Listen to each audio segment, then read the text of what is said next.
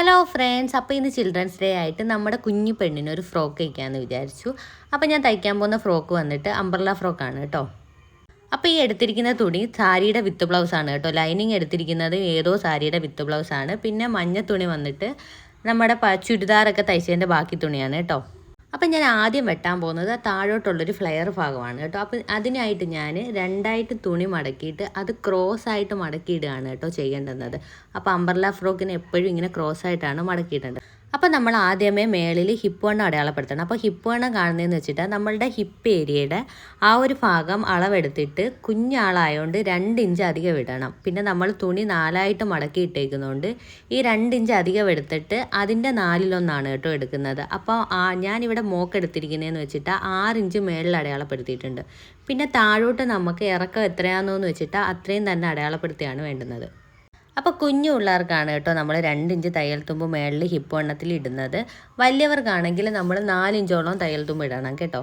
പിന്നെ ആ താഴോട്ടുള്ളത് തന്നെ നമ്മൾ ലൈനിങ് മുറിച്ചെടുക്കുകയാണ് കേട്ടോ ചെയ്യുന്നത്. അത് ഞാൻ നേരെ കുറച്ച് തുണി തയ്യൽ തുമ്പ് അധികം ഇട്ടിട്ട് അങ്ങ് ചതുരത്തിൽ തന്നെ അങ്ങ് മുറിച്ചെടുത്തേ ഉള്ളൂ.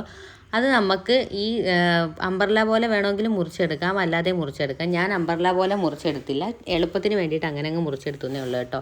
പിന്നെ ഞാൻ ഇപ്പോൾ അടയാളപ്പെടുത്താൻ പോകുന്നത് ഇത് മേൽഭാഗമാണ് കേട്ടോ. ആ ഫ്രോക്കിൻ്റെ മേളിലോട്ട് വരുന്നൊരു പാർട്ടാണ് കേട്ടോ നമ്മൾ അടയാളപ്പെടുത്താൻ പോകുന്നത്. അപ്പോൾ ആദ്യമേ തുണി 2ആയിട്ട് മടക്കിയിട്ടത് മേളിൽ നിന്ന് ഹിപ്പ് ഭാഗം വരെ എത്രയാണോ നീളം വേണ്ടത് അത്രയും നീളം അടയാളപ്പെടുത്തണം. പിന്നെ വണ്ണം എത്രയാണെന്ന് വെച്ചിട്ടാൽ 2 ഇഞ്ച് അധികം വിട്ടിട്ട് അതിൻ്റെ 4/1 ഭാഗമാണ് കേട്ടോ അടയാളപ്പെടുത്തിയത്. പിന്നെ മേൽഭാഗത്തിൽ ഈ ഷോൾഡറാണ് അടയാളപ്പെടുത്തുന്നത്. ഷോൾഡർ വന്നിട്ട് ഞാനൊരു 4 ഇഞ്ച് അടയാളപ്പെടുത്തുന്നുണ്ട്. പിന്നെ ഇത് കഴുത്തകലമാണ് കൊടുക്കുന്നത്. കഴുത്തകലം ഒരു 2 അക മതി, 1.5 2 ആ ഒരു റേഞ്ച് മതി കേട്ടോ. പിന്നെ ദേൻ്റെ ഫ്രണ്ടിൽ കഴുത്തിറക്കമാണ്. കഴുത്തിറക്കം ഒരു 3 3.5 ആ ഒരു അളവ് മതി. അടുത്ത അടയാളപ്പെടുത്തുന്നത് കൈക്കുഴിയാണ്. കൈക്കുഴി 3 or 3.5 മതി. കൈക്കുഴി അടയാളപ്പെടുത്തിയിട്ട് അവിടെ നമ്മൾ റൗണ്ട് ഷേപ്പിൽ കൈക്കുഴി അങ്ങ് വെട്ടിക്കൊടുക്കണം. പിന്നെ കഴുത്ത് നമുക്ക് ഇഷ്ടമുള്ള എടുക്കാം. ഞാനിവിടെ ചതുരം തന്നെയാണ് കേട്ടോ എടുത്തിരിക്കുന്നത്. പിന്നെ ആ തുണിയിൽ കാണുന്ന ഒരു അടയാളം ഇവിടുത്തെ കുഞ്ഞു പെണ്ണ് പാരച്യൂട്ടിൻ്റെ എണ്ണ കൊണ്ടൊഴിച്ചതാണ് കേട്ടോ. അപ്പോൾ ഞാൻ കാണാതെ ആൾ കൊണ്ട് ചെയ്ത പരിപാടിയാണ്. പിന്നെ നമ്മൾ ഈ വെട്ടുന്ന സമയത്ത് ആൾ അവിടെ ഇവിടെയൊക്കെ കറങ്ങി അടിച്ച് നടക്കുന്നുണ്ട്. ആളുടെ കാലൊക്കെ നമുക്ക് അവിടെ ഇവിടെയൊക്കെ കാണാൻ പറ്റും കേട്ടോ. പിന്നീട് നമ്മൾ സെയിം പാർട്ട് തന്നെ ബാക്കിലും അതുപോലെ 2ആയിട്ട് തുണി മടക്കിയിട്ടിട്ട് വെട്ടിയെടുക്കണം. അപ്പം ഞാനിവിടെ ബാക്കിൽ സിബ് വെച്ചിട്ടാണ് കേട്ടോ തയ്ക്കുന്നത്. ബാക്കിൽ ഞാൻ കഴുത്തിറക്കം സെയിം തന്നെയാണ് കേട്ടോ കൊടുത്തേക്കുന്നത്. അപ്പോൾ ഒരു മാറ്റവും ഇല്ല. ഇങ്ങനെ വെട്ടാൻ ബുദ്ധിമുട്ടാണെങ്കിൽ ഒന്ന് അടയാളപ്പെടുത്തിയിട്ട് വെട്ടിയെടുക്കണം. പിന്നെ നമ്മൾ ലൈനിങ്ങും സെയിം അതുകൂട്ട് തന്നെ വെട്ടിയെടുക്കണം കേട്ടോ. അപ്പം നമ്മൾ ആദ്യമേ തയ്ക്കാൻ പോകുന്നത് കഴുത്താണ് കേട്ടോ. കഴുത്തിൻ്റെ അപ്പം ലൈനിങ്ങിൻ്റെ നല്ല വശവും നമ്മുടെ തുണിയുടെ നല്ല വശവും ഒരുപോലെ വരുന്ന കണക്ക് വേണം ആദ്യമേ അടിക്കാൻ. അപ്പം നമ്മൾ ആ കഴുത്ത് അടിച്ച് തിരിച്ച് മടക്കി ഇടുമ്പോഴത്തേക്കും നല്ല വശം ഫ്രണ്ടിൽ വരും. പിന്നെ നമ്മൾ ബാക്ക് ഭാഗം അടിക്കുമ്പം നമ്മൾ സിബ് വെച്ചിട്ടാണ് തയ്ക്കുന്നത്. അപ്പം ഞാനിവിടെ സിബ് വെക്കാനുള്ള ആ ഒരു പാർട്ട് അടയാളപ്പെടുത്തിയിട്ടില്ല കേട്ടോ. അപ്പം നിങ്ങൾ ചെയ്യുമ്പം അറിഞ്ഞൂടാത്തവരാണെങ്കിൽ ആ ഒരു പാർട്ട് അടയാളപ്പെടുത്തിയിട്ട് അടിക്കുമ്പോഴത്തേക്കും കറക്റ്റ് ആ ഒരു ഷേപ്പിൽ തന്നെ വരും കേട്ടോ. അപ്പം നമ്മൾ സിബ് വെക്കുന്നത് സെയിം കഴുത്തടിക്കുന്ന പോലെ അടിച്ചിട്ട് വെട്ടിയിട്ട് തിരിച്ച് മടക്കിയിട്ട് കൊടുക്കുകയാണ് കേട്ടോ ചെയ്യേണ്ടുന്നത്. അപ്പം ഞാൻ ഈ പറഞ്ഞു തരുന്ന രീതി ചിലപ്പോൾ നിങ്ങൾക്ക് മനസ്സിലായില്ലെങ്കിൽ നിങ്ങൾക്ക് ഇത് കാണുമ്പോൾ മനസ്സിലാവും. അപ്പം ദേണ്ട സിബ് നമ്മൾ അതിൻ്റെ അടിയിലോട്ട് വെച്ചിട്ട് മടക്കിയെടുക്കുകയാണ് കേട്ടോ ചെയ്യേണ്ടുന്നത്. നമുക്ക് പല രീതിയിലും നമുക്ക് സിബ് വെക്കാൻ പറ്റും. സിബ് പുറത്ത് കാണുന്ന രീതിയിലും കാണാത്ത രീതിയിലും ഒക്കെ ചെയ്യാൻ പറ്റും കേട്ടോ. പിന്നെ നമ്മൾ ഫ്രണ്ടിൽ ചെറിയൊരു ഡിസൈൻ കൊടുക്കാൻ വേണ്ടിയിട്ടാണ് കേട്ടോ ഈ ഒരു ചുരുക്കം കൊടുക്കുന്നത്. അപ്പം ഫ്രോക്ക് വെറും പ്ലെയിൻ ആവേണ്ട, കുറച്ച് ഡിസൈൻ ആയിക്കോട്ടെ എന്ന് വിചാരിച്ചിട്ടാണ് ഈ ഒരു കുറച്ചൊരു മോഡൽ കൊടുക്കുന്നത്. അപ്പോൾ ഇത് വളരെ സിമ്പിളാണ്. കുറച്ച് നീളത്തിൽ തുണി മുറിച്ചെടുത്തിട്ട് നമ്മൾ ചുരുക്കിയിട്ടിട്ട് തിരിച്ച് മടക്കി അടിച്ചു കൊടുക്കുകയാണ് കേട്ടോ ചെയ്യുന്നത്.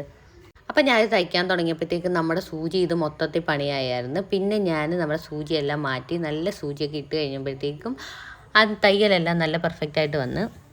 അപ്പോൾ നമ്മൾ കോട്ടൺ തുണിയിലാണെങ്കിൽ സൂചിക്ക് ചെറിയ മിസ്റ്റേക്ക് ഉണ്ടെങ്കിൽ പോലും നമ്മളുടെ തുണിക്ക് ഒന്നും പറ്റത്തില്ല. പക്ഷേ പോളിസ്റ്റർ തുണിയിൽ സൂചി ചെറിയൊരു മിസ്റ്റേക്ക് ഉണ്ടെങ്കിൽ ആ തുണി ഫുള്ള് നമ്മുടെ നൂല് വലിഞ്ഞങ്ങ് പോകും. പിന്നെ നമ്മൾ ഷോൾഡർ ഭാഗം 2 യോജിപ്പിച്ച് കൊടുക്കുകയാണ് കേട്ടോ ചെയ്യുന്നത്. അപ്പം നമ്മൾ ഷോൾഡർ ഭാഗത്തിൽ നമുക്ക് തയ്യൽ തുമ്പ് വരുന്ന രീതിയിലും വരാത്ത രീതിയിലും ചെയ്യാം. പിന്നെ ഞാൻ എളുപ്പത്തിന് വേണ്ടിയിട്ടാണ് കേട്ടോ ഇങ്ങനെ കാണിച്ചു തരുന്നത്. പിന്നെ നമ്മൾ ലൈനിങ്ങും തുണിയും കൂടിയിട്ട് ഒരുമിച്ച് വെച്ചൊന്ന് തയ്ച്ച് വെച്ച് കൊടുക്കുകയാണ്. പിന്നീട് നമ്മൾ മേളിൽ വരുന്ന ആ ബ്ലൗസിൻ്റെ ഹിപ്പും പാവാടയുടെ ഹിപ്പും കൂടി യോജിപ്പിച്ച് കൊടുക്കുകയാണ് കേട്ടോ ചെയ്യുന്നത്. അപ്പം ഞാൻ ഇതിനകത്ത് ലൈനിങ്ങും ഈ പാവാട ഭാഗവും എല്ലാം കൂടി ഒരുമിച്ച് വെച്ചിട്ട് അങ്ങ് അടിച്ചു കൊടുക്കുകയാണ് കേട്ടോ ചെയ്യുന്നത്. അപ്പം ഞാൻ എളുപ്പത്തിന് വേണ്ടിയിട്ടാണ് ഇങ്ങനെ അടിക്കുന്നത്. നമുക്കിത് പല രീതിയിലും അടിച്ചെടുക്കാൻ പറ്റും. ദേണ്ടേ അപ്പം ഞാൻ വേഗം തയ്ച്ചെടുക്കാൻ വേണ്ടിയിട്ടാണ് കേട്ടോ ഞാൻ തുണി നീളത്തിൽ തന്നെ ഇട്ട് കൊടുത്തിരുന്നത്. അപ്പം നമ്മൾ ലൈനിങ്ങിൻ്റെ നീളം നമ്മുടെ തുണിയെ കാട്ടി 2 ഇഞ്ച് കുറച്ചിട്ടാണ് കേട്ടോ ഞാൻ എടുത്തിരിക്കുന്നത്. 2 ഇഞ്ചല്ല, കുറച്ച് 3 ഇഞ്ചൊക്കെ കുറച്ചിട്ടാണ് എടുത്തത്. അപ്പം കുഞ്ഞു പിള്ളേർക്ക് അത്രയൊക്കെ ലൈനിങ്ങിൻ്റെ ആവശ്യമുള്ളൂ. അപ്പം ദേണ്ടേ നമ്മൾ ബാക്കും ഫ്രണ്ടും ഒരുപോലെ യോജിപ്പിച്ച് കൊടുക്കുകയാണ് ചെയ്യുന്നത്. പിന്നീട് നമ്മൾ ആ ഫ്രോക്കിൻ്റെ എൻഡ് ഭാഗം വരുന്നെടുത്തിട്ട് തുണി മടക്കി കൊടുക്കണം.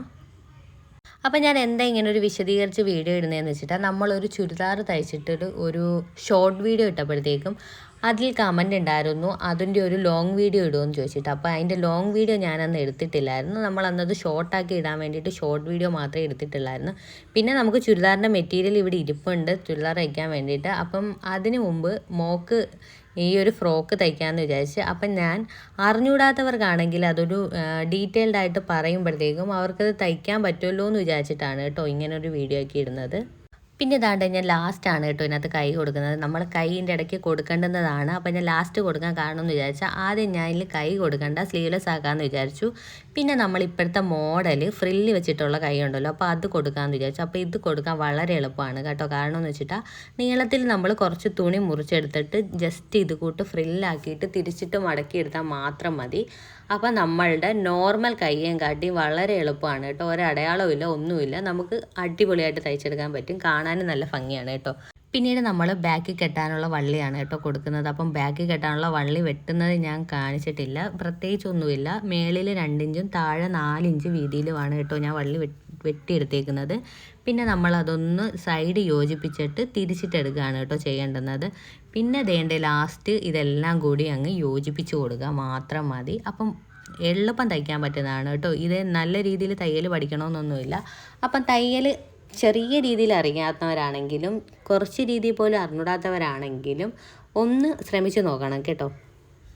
അപ്പോൾ നിങ്ങൾക്ക് ഇങ്ങനത്തെ ഡീറ്റെയിൽഡ് ആയിട്ടുള്ള വീഡിയോ ഇഷ്ടമാണെന്നുണ്ടെങ്കിൽ ഇനിയും ഇടണമെന്നുണ്ടെങ്കിൽ ജസ്റ്റ് ഒന്ന് കമൻറ്റ് ചെയ്യണം കേട്ടോ. അപ്പോൾ ഇത്രയേ ഉള്ളൂ. വീഡിയോ ഇഷ്ടപ്പെട്ടിട്ടുണ്ടെങ്കിൽ ചാനൽ ഒന്ന് സബ്സ്ക്രൈബ് ചെയ്യണം. അപ്പോൾ അടുത്ത നല്ലൊരു വീഡിയോ ആയിട്ട് കാണുന്നത് വരെ tata bye bye. Okay, see U.